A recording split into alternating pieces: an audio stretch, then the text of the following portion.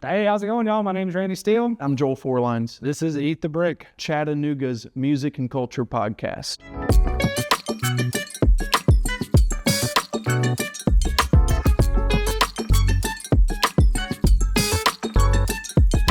Hey, how's it going, y'all? My name is Randy Steele. This is Joel Forlines. We're from Joel and Randy Eat the Brick podcast, and these are your music events happening the first week in November.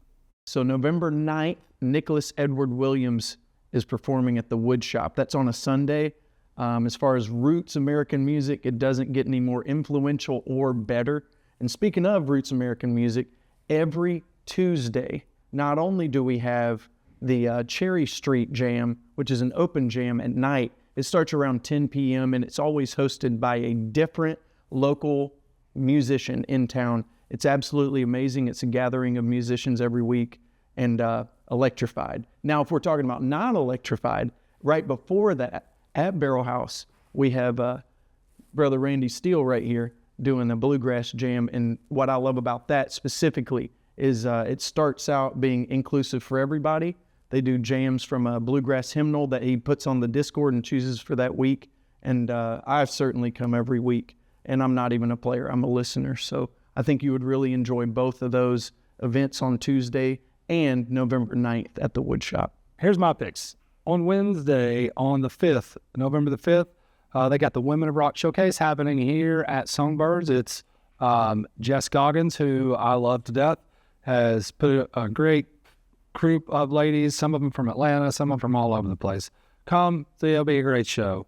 We also have two cool festivals happening this weekend. The first one is a small festival called Fringe Fest.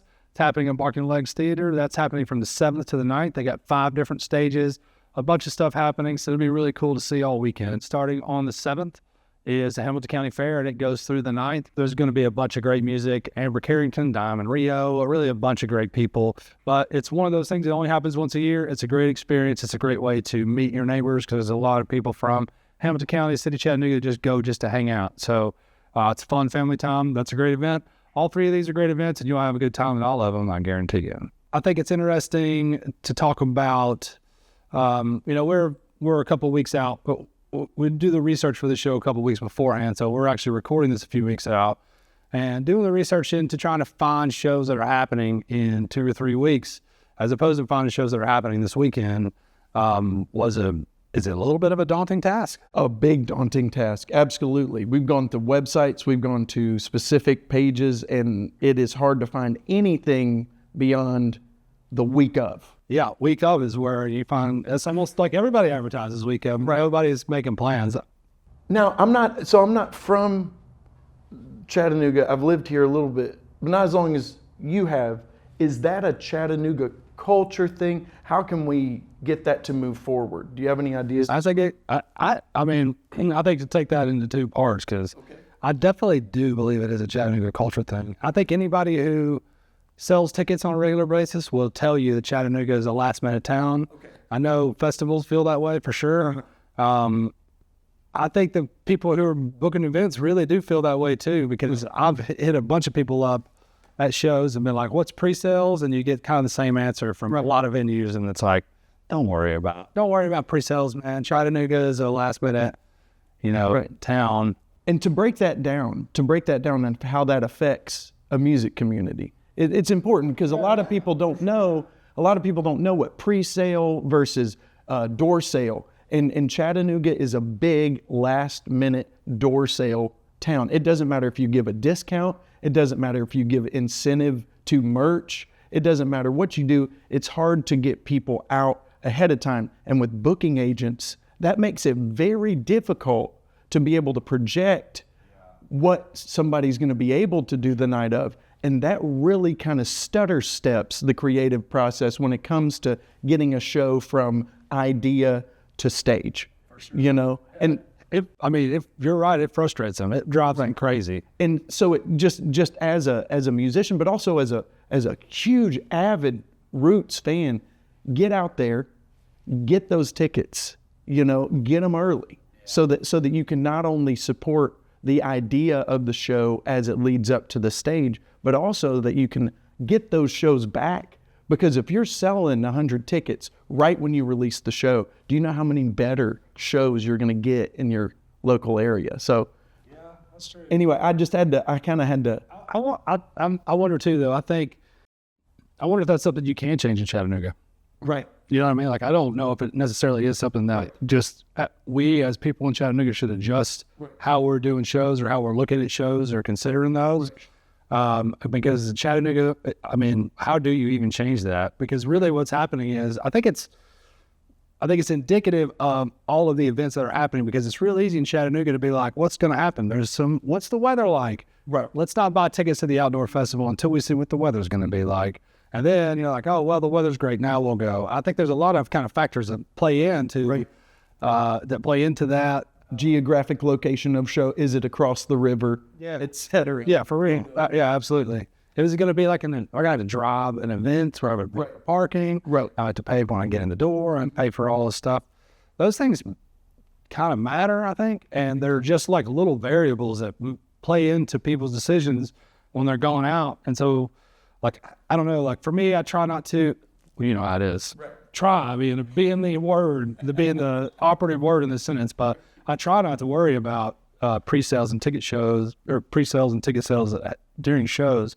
It's impossible not to. Right. But I try my best not to, just because, especially in this town, it's just the way it is. Right. You know, but I don't know. I mean, I think, do you feel like there's a steps to change it? Because I mean, I know, was it that way in Nashville? Was it that way all the time? I mean, for me, I've never selling tickets has always been an issue for me. I mean, you know, I'm not going to pretend that it's not, you know, right. And so like, the quality of show is there, right? And so that's what you're focused on, but you can only look at the owner of the venue so many times and say, man, that was a great show, wasn't it? Yeah. And they're like, man, yeah, you know, but let's see what we can do to drive this forward. I think in this day and age, people are gathering their information from social media. They're gathering their info. So if that's the case, then let's work with that, right? Yeah. And let's get that information out there of, this is why we ask you to do these things. And so at least if you're not doing it, you know why, right? And so if we inform these very avid listeners, because listening is not the problem in Chattanooga. Chattanooga knows good music. Chattanooga breeds great music. Chattanooga fosters it. They foster local music. Now we can inform people about what they're moving to. So at least I've done everything I can. You've done everything you can, because I'm removing the jade towards social media. What can we use? How can we use this to help move it forward, rather than me just feel overwhelmed about not doing anything? And so I don't really know how we can get people that don't come out to shows to come out to shows, but I do think that we can inform the people that come out to shows already. Hey, this is what we're doing. And it locks you in. It locks you in. Now you've bought a ticket. Now you're telling people, hey, I'm going to this show. I'm going to the show in 3 weeks. I already bought a ticket, man. You buy a ticket too.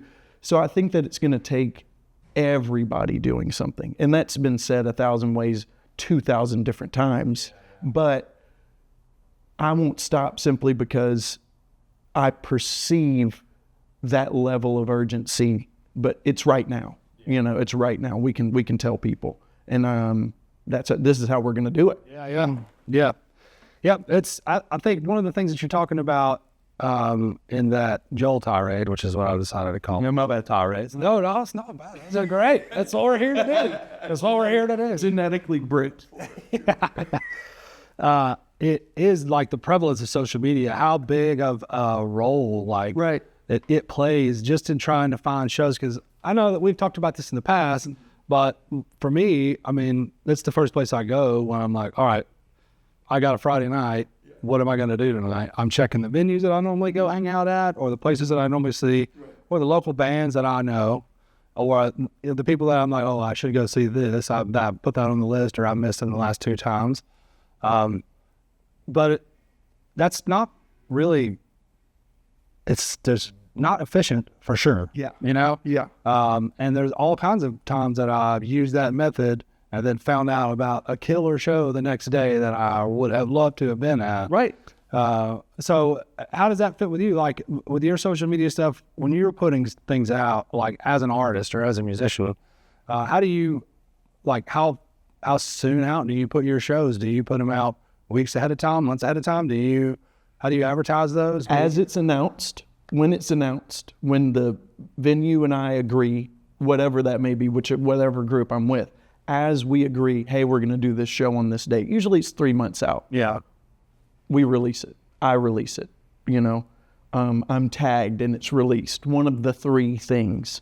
And so then after that, sharing it bi-weekly, and then 2 weeks before we're hitting, and that's kind of always in your mind, and it rotates because you usually have other people keeping you accountable for that. However, oftentimes you see a lot of musicians, they don't have anybody doing that. So then that's just another job that you're adding to. Now we're promoters, and that's something people don't talk about. A lot of the jobs that the music industry provided space for financially are not there anymore. So now we're the graphic designer as a musician. We're the, everything. So a lot of times we don't have the pulse like we talked about, helping us out. The magazine that's going to be monthly shows. So now I don't have to worry about half the promotion I'm doing.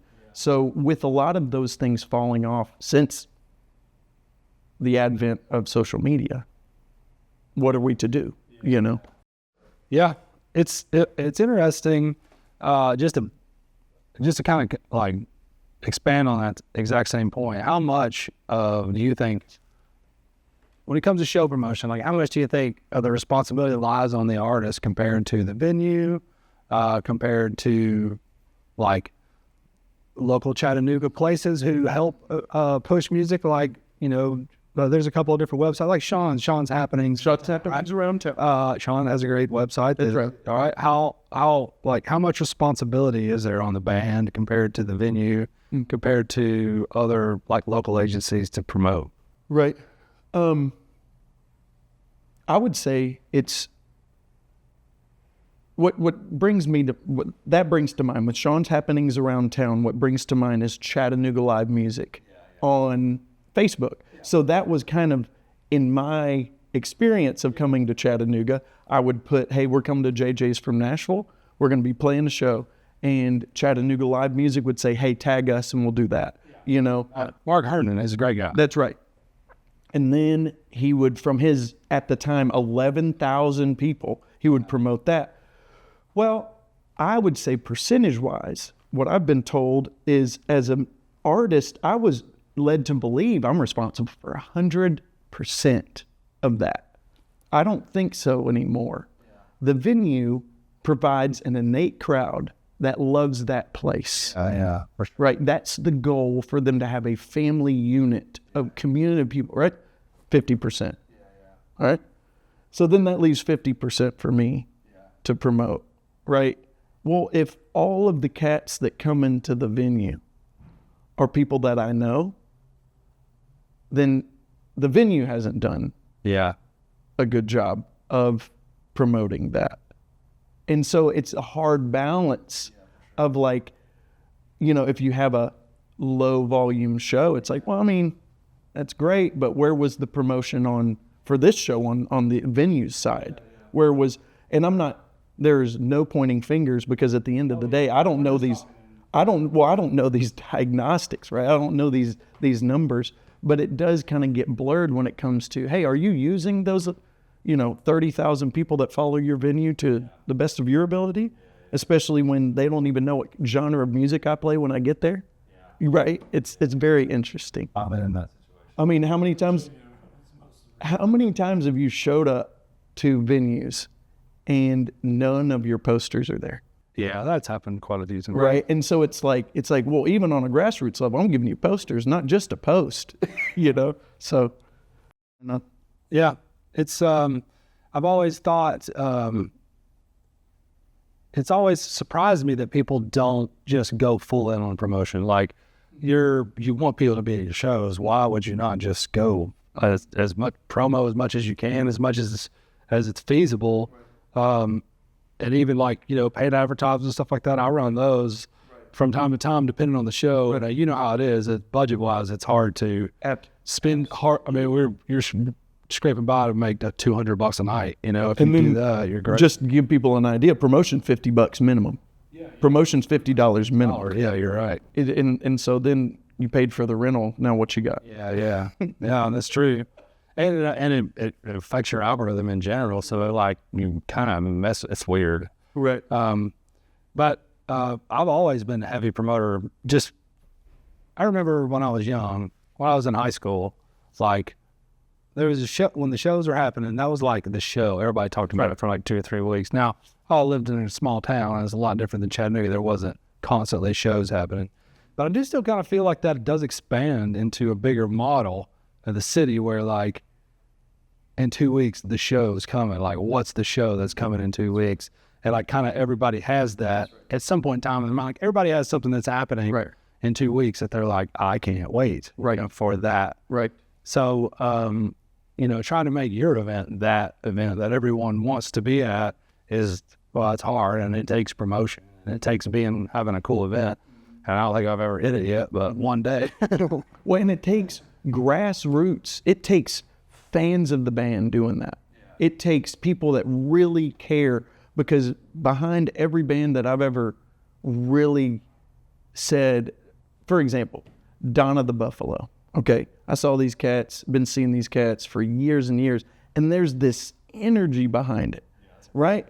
And I go, what is this, right? And so the more I look into it, it's a cultural movement, man. There are 5,000 people that go to their home festival, that are promoting, that are doing in-house workshops. That it takes a movement, man. So it's not just the musician that can do it. And so that's when it takes a scene to get behind it. And I think that's, once again, what this is, a call to action, What can we do? How can we do it? Yeah, how can we build? If it takes me standing on the corner with a sign, if that's really what does it, I'll Can me and Jakey pick what the sign says? Yeah.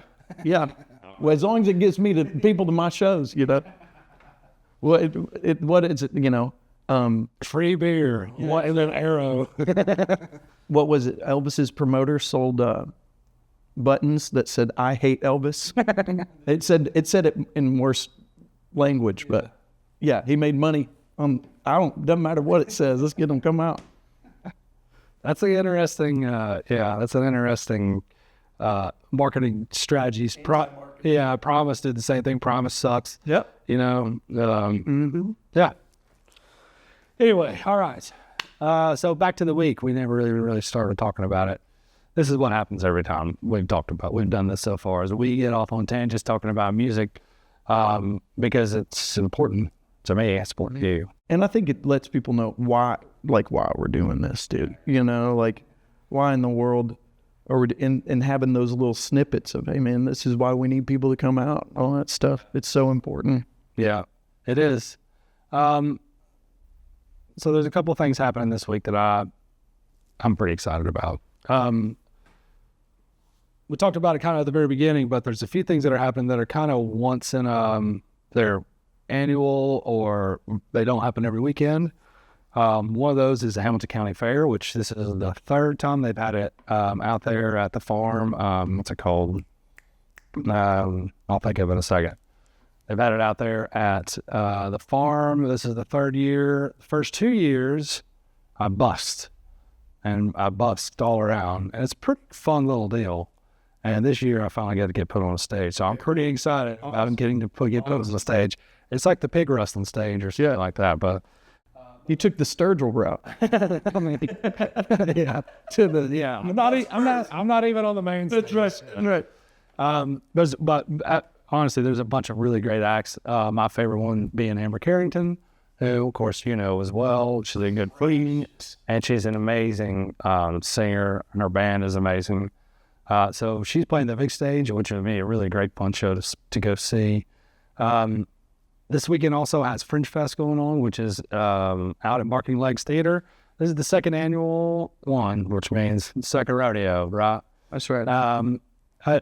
Looking at it, looks like they're going to have 5 stages in that area. There's like They're going to have one inside Barking Legs. They're going to have, I know there's a stage that's out back in the courtyard. It's in the thing. They're going to build one in the parking lot. And then they're going to have another one at the place next door. And then they're going to have one stage at Redbud, which, really is just like right there. And they have shuttles running, I think, back and forth to Redbud for those that people need them. But that's 5 stages that they're going to be running for. I can't remember if it's 2 or 3 days. They've got, like 19 hours worth of music and arts and all kinds of stuff, a bunch of comedy and a bunch of different things scheduled. Both of those, Hamilton County Fair and Fringe Fest, are both like cool festivals. Fringe Fest is as grassroots as it gets. Right. And I think Barking Legs Theater really is, they really do kind of emanate what you're talking about when you're talking about community, because they are a community theater. That's right. And the people who are putting on this festival are the same people who donate to Barking Legs, and they really care about having that theater. That's their community. That's their theater. They're dancers, they're artists, they're poets, they're musicians. It's a nonprofit organization. They're doing it for the. And how cool is that? That's in Chattanooga, and it's been going that way for 2 decades. Sadly, they've strayed out on bluegrass shows and they've gone into more jazz shows, and it's cool. I'm fine with it. Right. We have, other places have kind of stepped in to fill that void.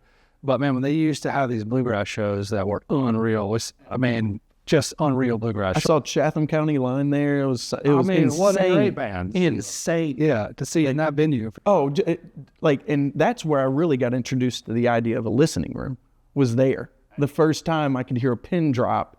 Amazing. Just a great room. Yeah. And how much fun is that to play? I've never done it. But I play a listening. A listening room. Oh my goodness, man. It is, it allows you to cultivate a side of your sound that is essential to recording. So you're able to hear the nooks and crannies of what you're doing and also experience how it affects people in real time. That's crazy. So yeah, Barking Legs, any listening room in town, I'm going to be there, Yeah, I think the woodshop gets that same way. So the woodshop can get a little loud from time to time, but when this really set up, right, and it's such a comfortable room, right, and there's already, for the short amount of time that the woodshop's been there, it feels like that room already has so much music and ghosts baked into the walls. So much Chattanooga history there too, and to have that Chattanooga history. And to be able to hear the most important part of music, dynamics. I think that's another part. That's another one, just like Barking Legs, where you really have a community that's embraced one specific place. I think it does kind of hark back to your earlier point of, which venues are really pushing to their audience, like, hey, come see our shows, because we're trying to cultivate this community with this thing. And they're listening. I think the woodshop is definitely listening to their community and saying, I'm going to say, what do you guys want to hear? What do you guys want to hear? Let's do this. I think Barking Legs is more the people came there for those because they're dancers or they're jazz musicians or jazz, aficionados, fans. And so one is because of location and one is because of, the type or the genre that they put on, but they still both have community, it's the main vein that runs through both of those places. In my opinion. Right. Anyway, I don't know how you feel about it. No, well, you got my mind going, because I think about the community centers, right? And you've got all these, I can list them from the north, from Sluggos all the way to, the wood shop, from north to south and even more north. There are even more venues. But just in that area, there's so many energy centers of community, right? And so what we can do better, I think, is reminding each other that we're together. We're not just the so-and-so crew or the so-and-so crew or the so-and-so crew.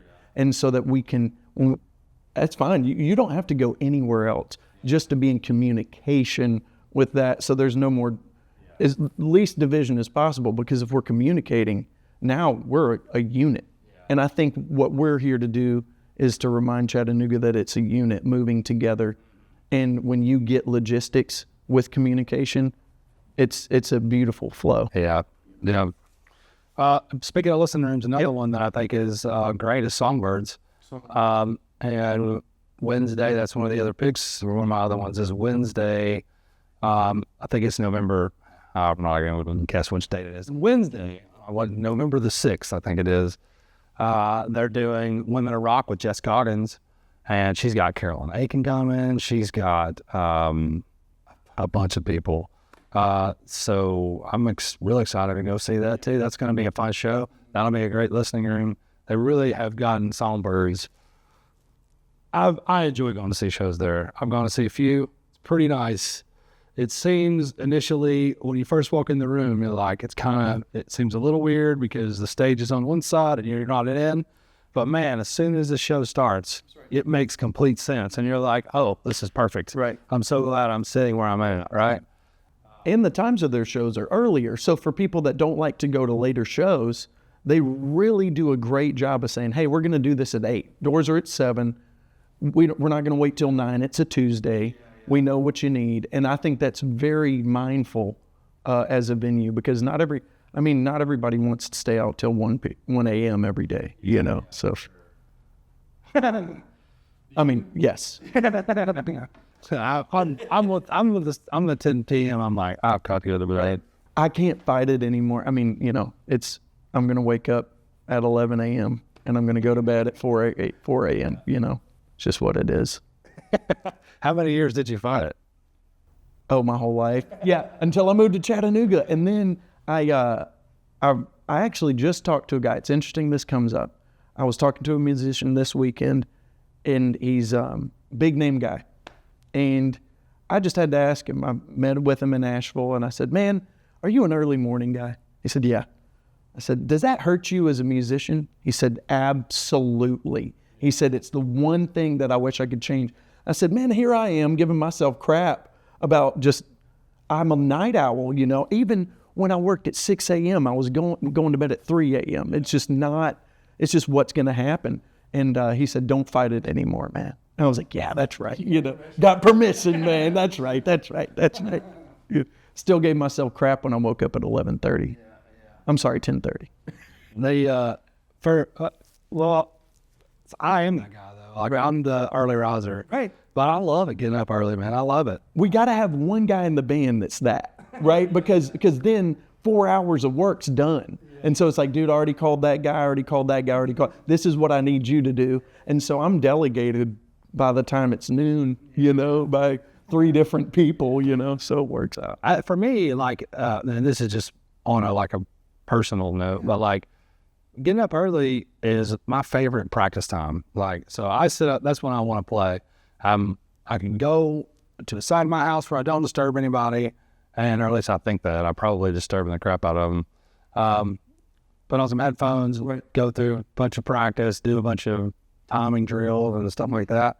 I don't know. I just find this is my favorite way to start a day. Mm-hmm.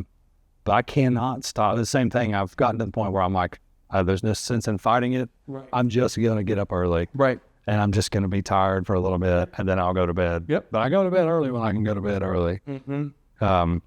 But yeah, interesting. There's nothing more inspirational to me than, 2 a.m. There's nothing more inspirational to people like you than 6 a.m. And I get that. Like, there's a freshness to it, and there's a stillness that I find at 2 a.m. that you find at 5 a.m. Yeah. Like, it's when the world finally just gave me a break, dude. Yeah. Like the rat race is done. The cars aren't moving. It's still, and the system stopped. Yeah. And that's like, as a musician, what I'm really waiting for is that, all right, y'all done? All right, y'all ready to hang out? Okay, And so I totally relate to that. And people like you, I'll wait. Like, if that's I'll meet you at 5 a.m., like I'll stay up, because I totally feel that, REM section. I have a bad habit of being like, at 7:30 a.m., I've been up for 2 hours. Mm-hmm. Surely everyone's up by now. We start texting people, or he was dropping emails at like 6:30 or something. Hey, man, but that's so great because you get the ball rolling, man. Yeah, like, people that I'm texting usually don't think that's great. They're usually like, hey, dude, it's a little early. Well, if we could delegate those positions, like, hey, man, what are you, a third shifter? All right, sick, it, like, in the band, man, like, after gigs, that's why I'm bread and butter, man. Put me in the van. Put me in the van. I'm not drinking. Let me drive for 5 hours. That's incredible, Yeah. And so that's why, like, and also if there's a driver, right? If you say, no, man, that's my job. I'm like, well, nobody's sleeping on my watch. Like, me and you were staying up talking, and because that's when the magic is right there. Yeah. Yeah. Those late night drives this is what we should be doing podcasts on. You know what I mean? I can't tell you how many of those late night drives are just the best conversation you've ever had. Or that song that you're writing is just running. It's just running, and I'll go through lyrics.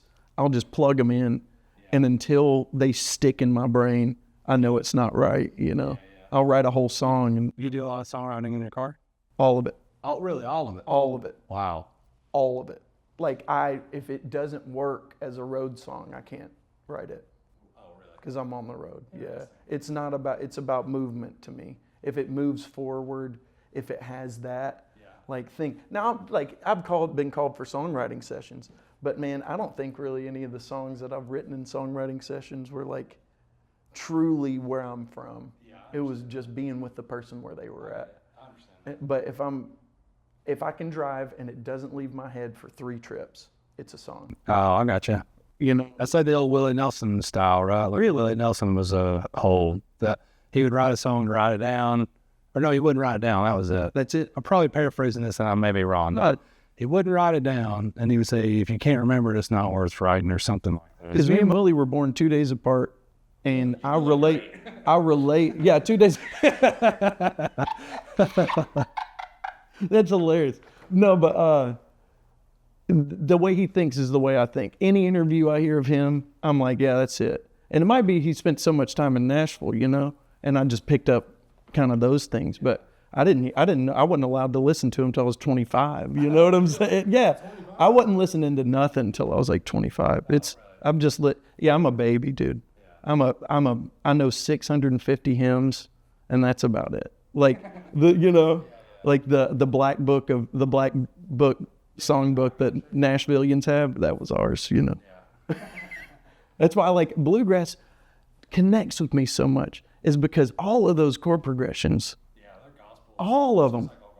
And I'm like, I know where it's going. I'm like, heck yeah, dude. And the harmony, I'm like, oh, dude, I don't even have to know the lyrics. Let's go, you know. So speaking of, with roots music, Nicholas Edward Williams is playing November 9th at the Wood Shop.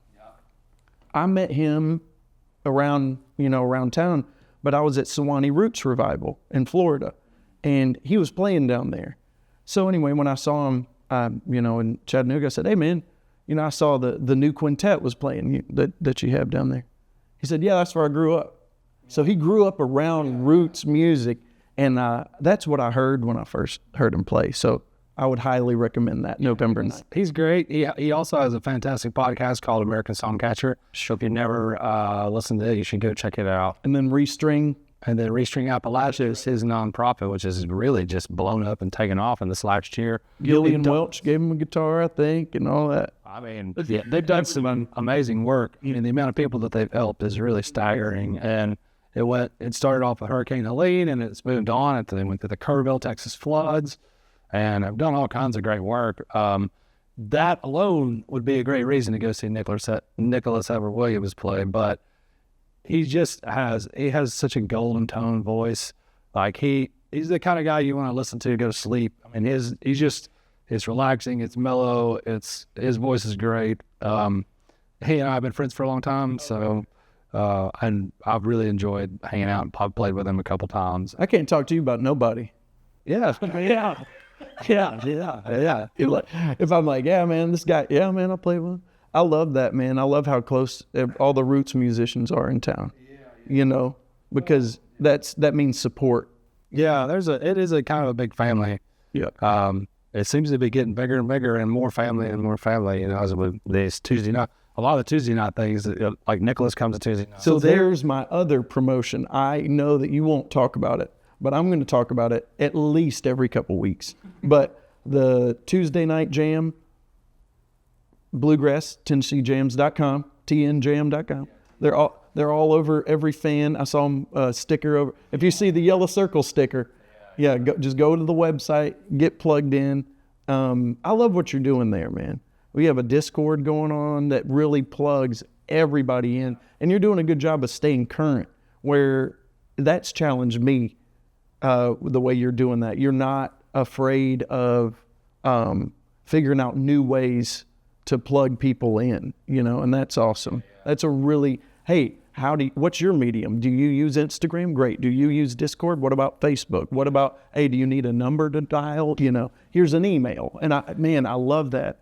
And also, this has been going in our community, the Tuesday night jams at Cherry Street as well. So I make a point, if I can, to go to both. There's a lot of people that do that. I see a bunch of folks come through here, they ride over to Cherry Street afterward. And I think getting bluegrass musicians involved in improvisational music is a great way to draw. So when I see a mandolin up on stage with an electric guitar, up on stage with a pedal steel, up on stage with a saxophone, see, that's the kind of stuff that we need.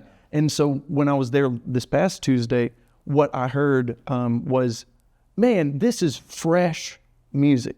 That's what one of the bartenders said.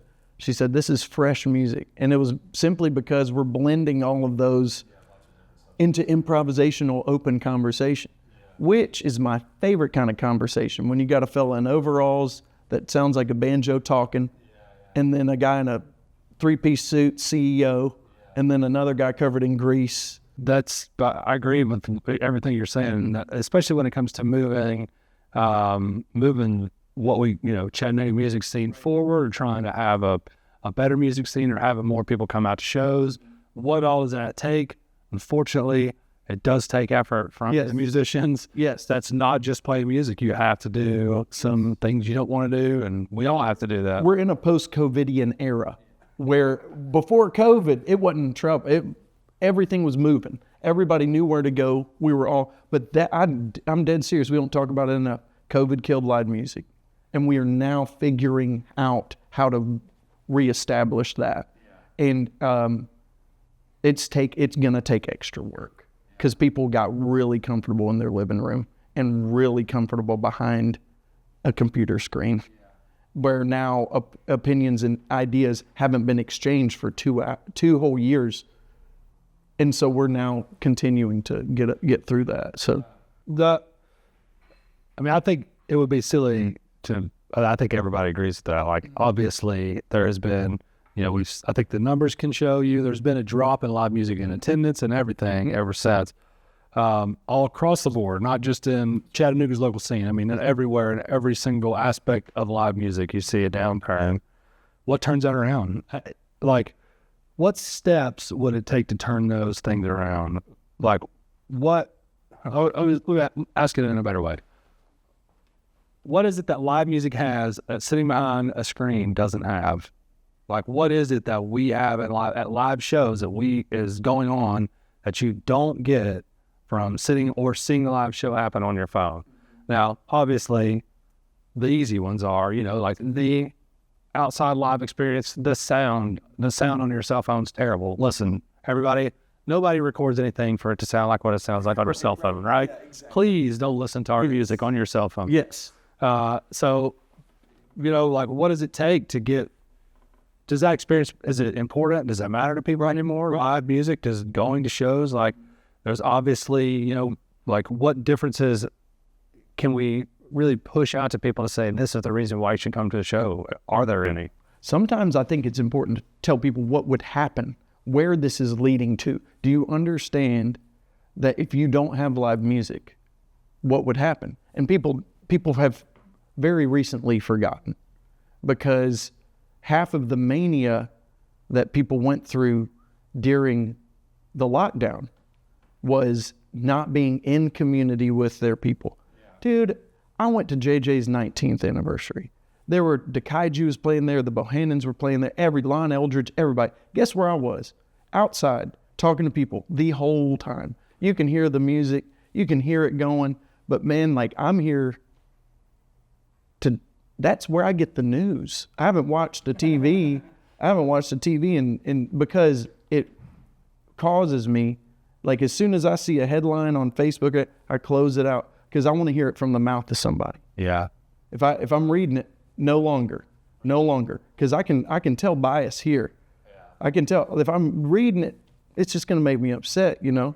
And so like 9 times out of 10, I'm coming to Barrelhouse. I'm going to somebody and saying, hey man, I heard so-and-so happened. Can you tell me about that? It's harkening back to the way things literally will be done when all of this breaks. Yeah. When the social media breaks, when everything goes away. I like this, Joel. I like this. We're going down this. Because it's all going to go away. It's a fad and it's a facade. Yeah. And what I do is carrying the vibration that has begun since the dawn of time. It's sitting with people, caring about who they are. Yeah. And inconsequentially, I'm a musician. Yeah. You know, like if I knew something that would change this and make this thing better, I would do that. Yeah. But music is it. Yeah. That's where we're sitting. So for me, I look at somebody when they say, well, tell me why. I say, well, your forefathers did this. Why be passionate about what you do? That's how this whole thing was started. Yeah. It was a bunch of people that said, I'm not going to settle. Yeah. I'm going to go for discomfort so that maybe, just maybe, I can make this thing better. And that's why, like, for me and you, we dedicated our whole life. My whole life revolves around this. I've gained relationships. I've lost relationships over this. And so it's kind of just telling people, hey, whenever the girl breaks up with you, guess where you're coming? Yeah. JJ's Saturday night, baby. Yeah. Whenever, whenever you lose your job, guess where you're going to be? Cherry Street at the Open Jam, man. Yeah. That's where everybody goes because that's where their people are. And so once people realize the necessity of community, and I hope it doesn't take what it took for me. Yeah. You know, I really hope, because community's super accessible and taken advantage of and for granted in Chattanooga. Yeah. And if we can get this, I'm not saying just Chattanooga, it's taken everywhere. Yeah. It's everywhere, but us issuing the challenge, like, how involved are you going to be in change? Yeah. So we're from the volunteer state, dude. Yeah. What do you think, like, so, but to do that practically. Yeah. Like, to put all of that in practicality, right. Like, is it just going to shows? Is it just going to shows that you're not? Like, should I just go to shows in Brainerd? Because I don't live in Brainerd and I never go to shows there. Is it, like, how can we, as good stewards of Chattanooga music, expand and grow Chattanooga music just being in part of the scene? Do you do that by going to new places, or what's the easiest way? Or what's the most effective way? Well, you're asking me these questions. I'd ask you the same. I mean, because you have a great mind of it. I mean, what do you suggest? Well, to me, I just wonder, like, well, I don't think that, so first of all, I disagree a little bit with that it's all going to break and that it's all, I really do want to explore that road. Most of you, maybe, next podcast. But I kind of feel like